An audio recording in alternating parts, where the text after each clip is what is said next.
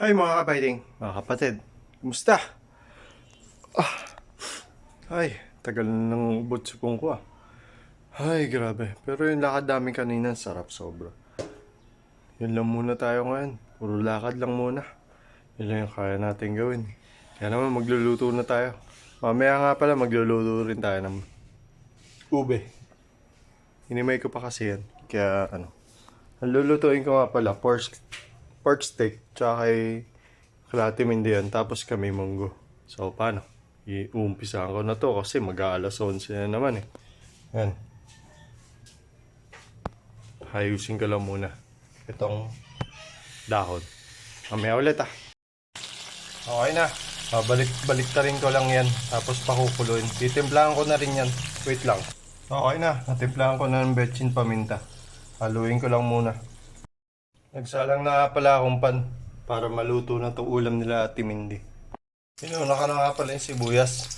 Kasi loob mo lang naman to. Saglit lang to. So okay na guys. So okay na yun guys. Lilipat lang natin. So okay na guys. Nakaluto na tayo ng isa. May dalawa pa. So okay na guys. Napilitan na natin. Sigulat ako. Anong oras na naman pala? 11:35 na pala. Tapos dito sabay lang pala. Nagsalang na ako. Para i-prito natin itong tawilis. Yummy! So okay na guys. Kupisa na tayo.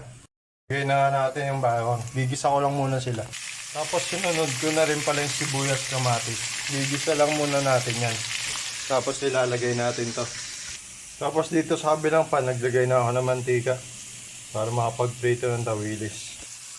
Okay na guys. Nung naluto yung mga kamatis, nilagay ko na yung tinapa. Gigisa ko lang muna sila ulit.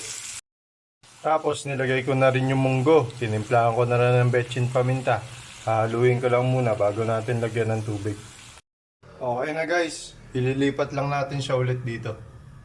Okay na. Tapos to magpiprito na tayo. So yung munggo naman tayo. Pisahan na natin to. Update. Magsasayang lang muna ako. Pabalikan natin yan. Okay na guys. Nag-add nga lang ako ng mantika. Ito-toasted lang muna natin to. Saglit lang. Okay na. Balikan natin yan mamaya pag toasted na. Okay pa guys. Okay na guys. Nabaliktad na natin. Tapos to kumukulo na rin. Lalagay na natin ang dahon ng ampalaya. Wait lang. So okay na guys. Pakukuluin lang natin sa saglit. So paano guys? Nakaluto na tayo. Yun o. Okay na. Sa alas 12 na naman. Tara, kain tayo.